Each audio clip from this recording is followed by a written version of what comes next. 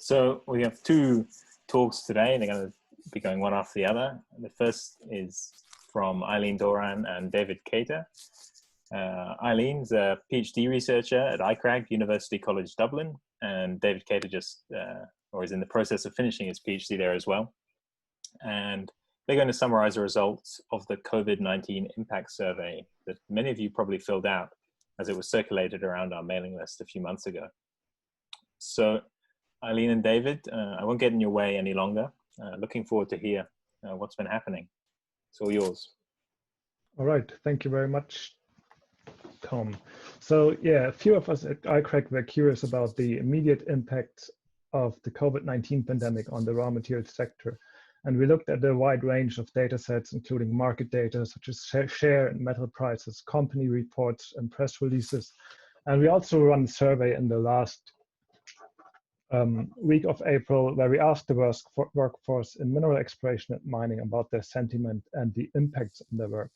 And today I'm going to review the timeline of the pandemic and impacts on the sector in a more general way.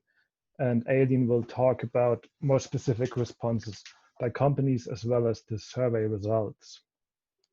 So let's start with the timeline of the pandemic. In this graph, we see weekly confirmed COVID-19 cases. For a selection of countries, for example, we have China in red here, the US in blue, Brazil in green. And I would like to point out two key dates.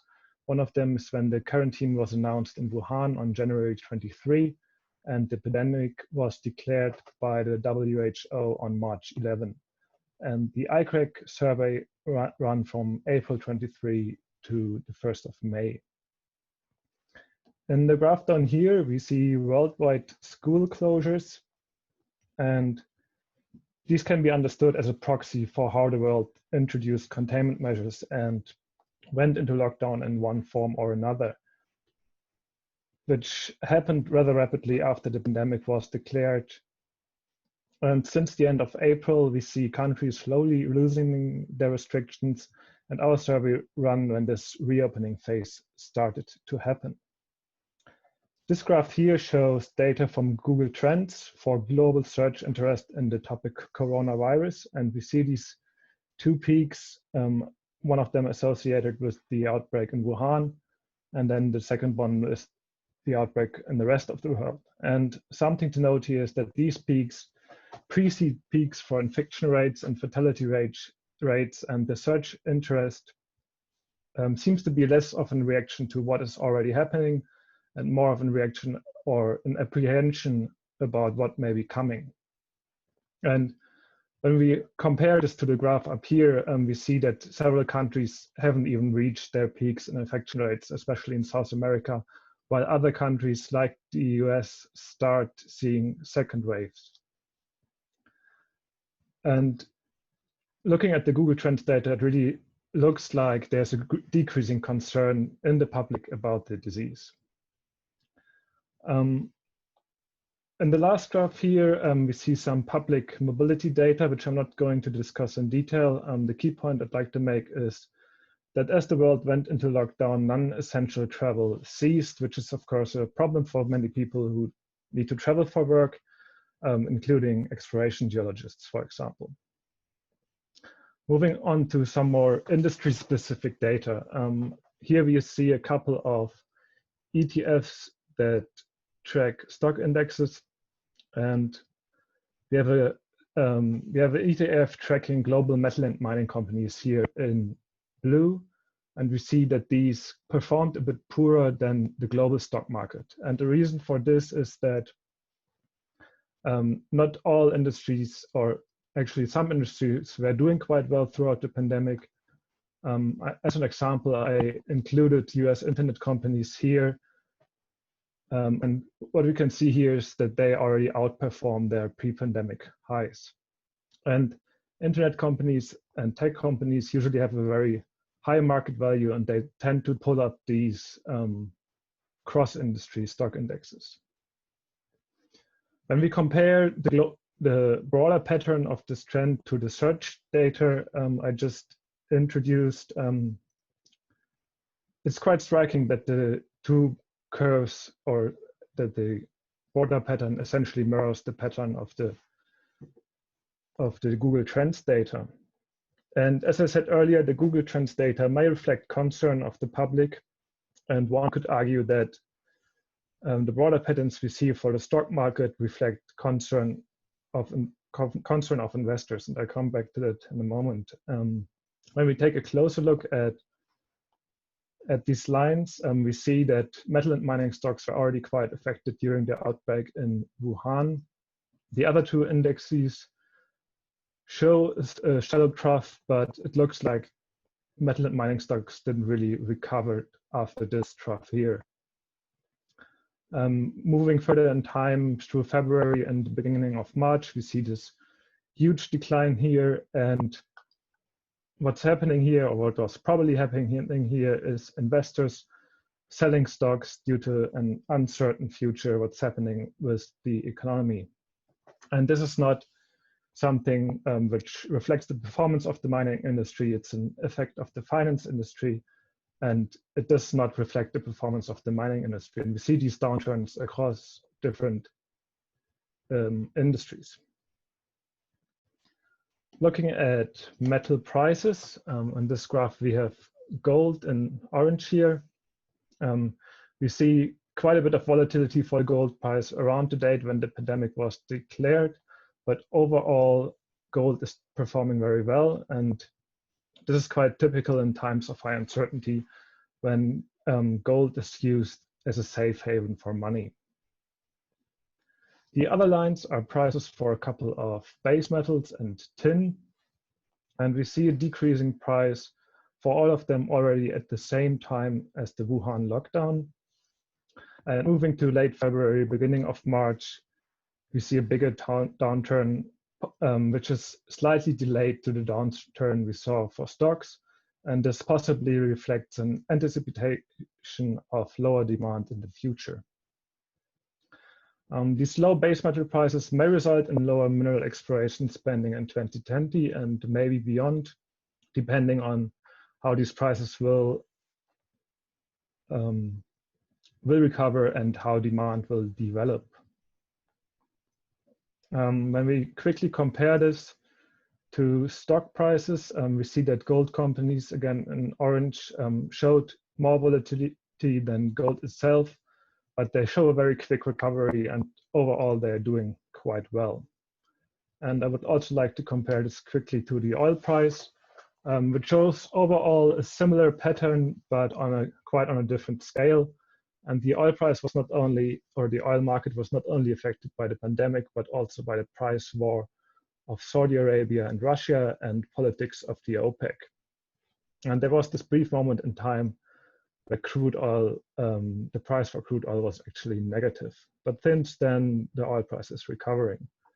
And the low oil price is generally beneficial for mining operations, as total energy costs are typically 20 to 25% of operation costs.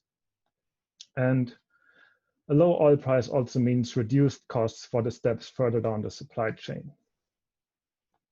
All right, let's take a closer look at impacts on actual operations. As I said, the quarantine in Wuhan was announced on January 23, and several mines in China closed just before the Chinese New Year's, and they remained closed for its national holiday, but also longer, most of them until mid-February, due to the virus outbreak.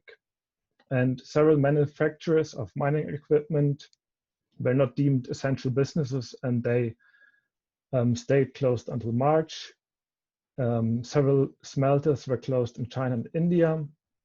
The strict travel restrictions in the Hubei province and elsewhere led to a delay in transport of mining products in China, and furthermore, we saw delays of shipments from China of equipment needed for construction of mining operations in countries like DRC, Namibia, and Argentina. And these were really the first impacts on operations we could find outside China.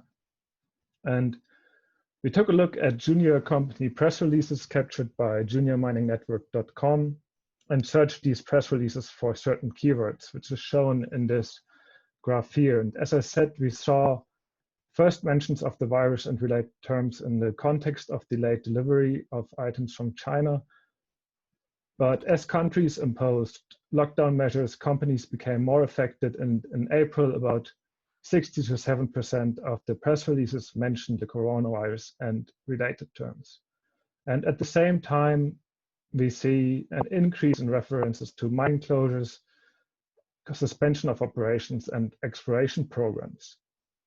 And S&P Global tracked mine closures around the world, and this is illustrated in this bar chart here. And they reported 265 mine closures in 33 countries from mid-March to mid-April. And Mexico, Peru, Argentina, and South Africa were most affected with very strict lockdown measures for mining companies. However, in early May, about 50% of these mines already had reopened. These are mostly mine closures in response to containment measures, but going forward, there will probably be more isolated mine closures due to outbreaks on site, and we might see closures due to a decreasing demand as well. And in the last couple of weeks, there were reports of a few thermal coal and diamond mines that temporarily closed to a reported lower demand. And there were also several mines that temporarily suspended operations due to COVID-19 outbreaks on site. And on this stage, I would like to hand over to Aileen.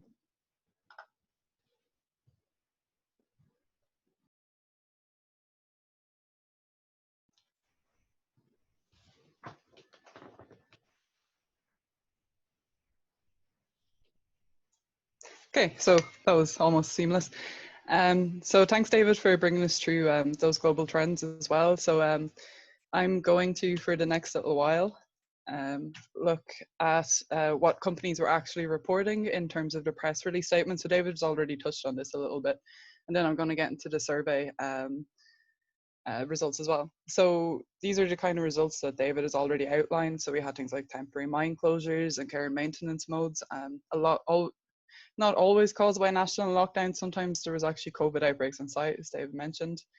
But commonly reported by these companies was reduced personnel on site. And unfortunately, there was actually quite a lot of layoffs as well, which many people watching today are probably falling into one of those two categories if you work in the exploration industry.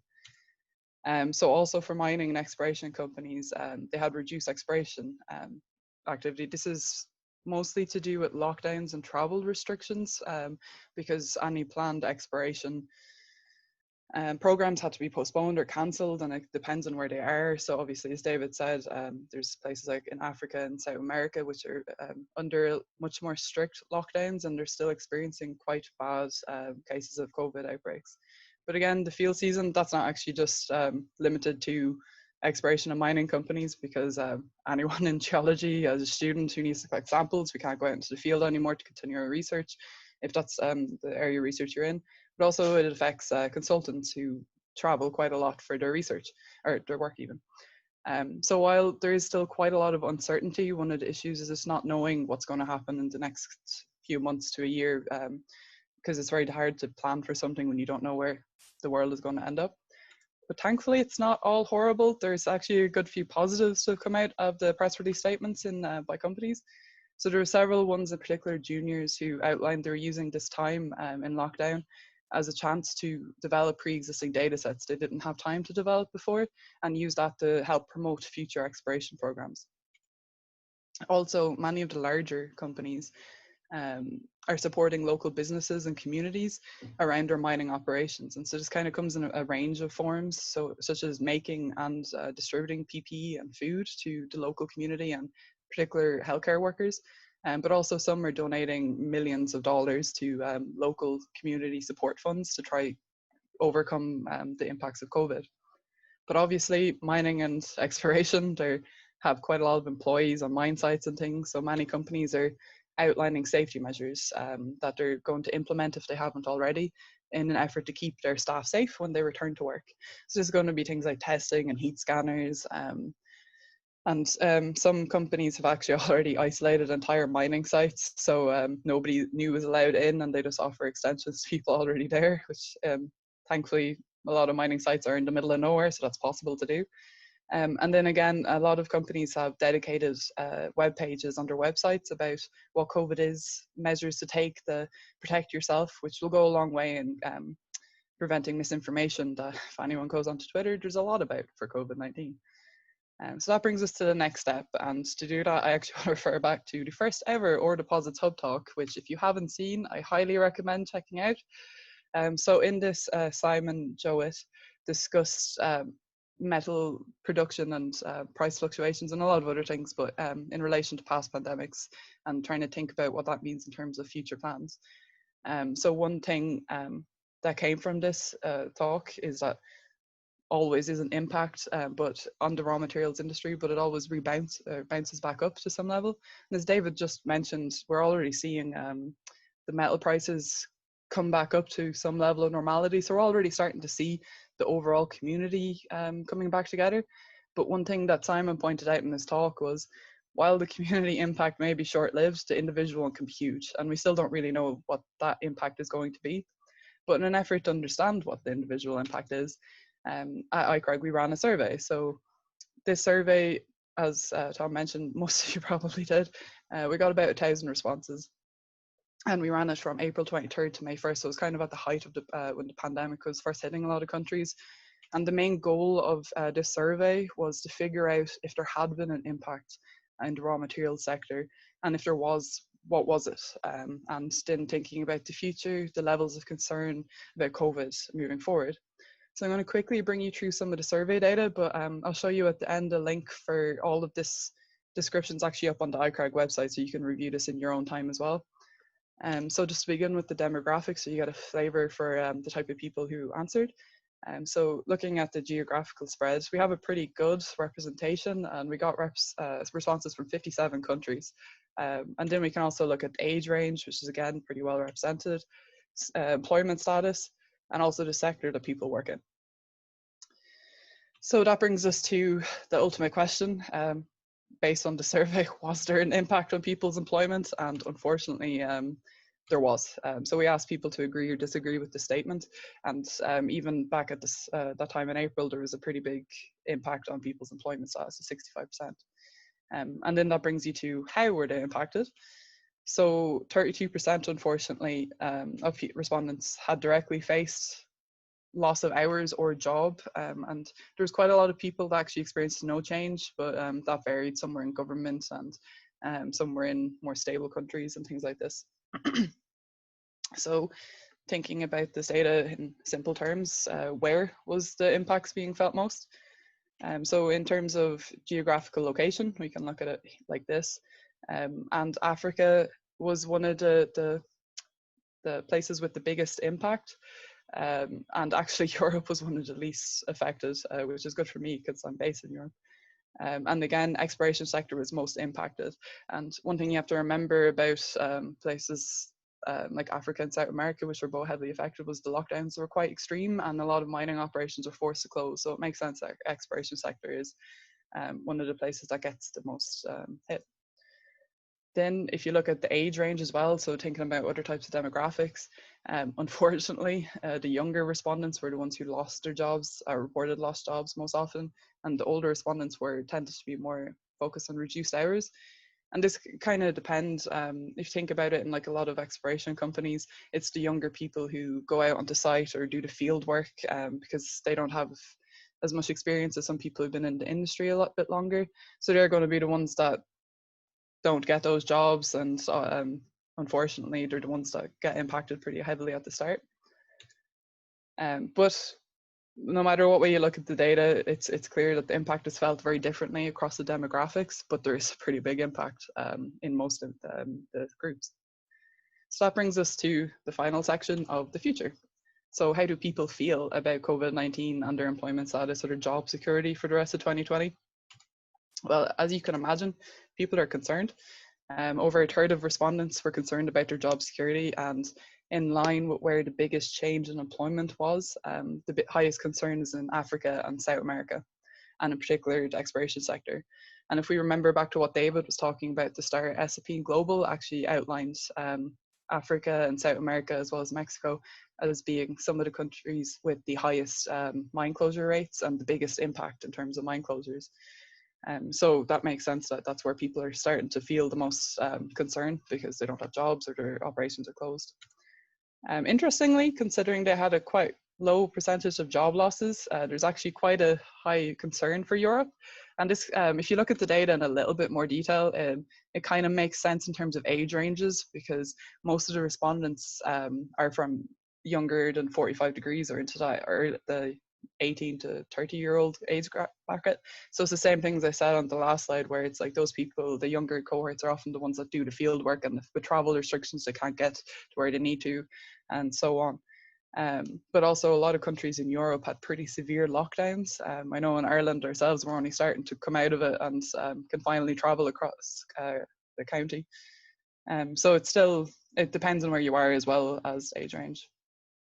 So that brings us to kind of some future considerations. And while we've seen that there is still a lot of concern, there's still a lot of uncertainty really for the future. And comparisons like the one I mentioned at the start are really useful, but COVID is such a different horror than any past pandemic. It was a global scale and sudden overnight lockdowns. So it's hard to compare, but it's really useful to get an idea. And so there, obviously from everything David has said about the metal trends dipping and then mine closures, there has been a really big impact on the workforce. And this has led to massive concerns for job security in the raw material sector. And so, as we saw with David's graph, but also a couple of others, the metal prices are already recovering, so it's actually quite positive. But groups like S&P Global expect exploration spending to drop by 29% in 2020, and so that kind of brings a couple of other considerations into play. So are the price level is going to be too low, like for copper and things, to incentivize junior companies to go explore and hire younger people to do field work and so forth? Are travel restrictions even going to allow that? But then there's also a pretty big concern with the age range that's most affected. So will the higher job losses for younger people and the reduced exploration activity, so the jobs that a lot of people who straight out of undergrad can get, lead to a pretty big brain drain, in not just in terms of geographical spread, but in the industry as well. If people can't get work, they might not stay in the raw material sector. And then just finally some considerations for the future based on what we found. We have to kind of think about, will COVID outbreaks at mine sites become a bigger problem? Will the safety measures implemented by companies be enough to stop those outbreaks? And as David highlighted, especially with that the graph on transport and things, there's going to be a pretty big change for raw materials in the future as we go forward. People are probably going to buy less cars or buy more cars because they're going to be afraid to use public transport for fears of catching coronavirus. There could be a decrease in construction of new buildings because people are just working at home. Companies don't need those massive buildings. And maybe the future of renewables will be halted a bit because funding is going to go elsewhere into recovery and things like that. And then at the start of all this, people just in the public started panic buying things like Xbox consoles, and they are obviously very raw material intensive things as well. But simply put, there has been a lot of variables, and there's still a large degree of uncertainty moving forward on an individual and community level. But regardless of that, we're actually starting to see a bounce back. And as David highlighted, mines are already reopening. Metal prices are already returning to some level of normality, but there's still a big question of, in the future, how will it look, and who really knows? It's a tough question to answer, but if any of you have any questions or feedback, we'd really appreciate it. And this is the link for the survey results outlined on iCRAG as well.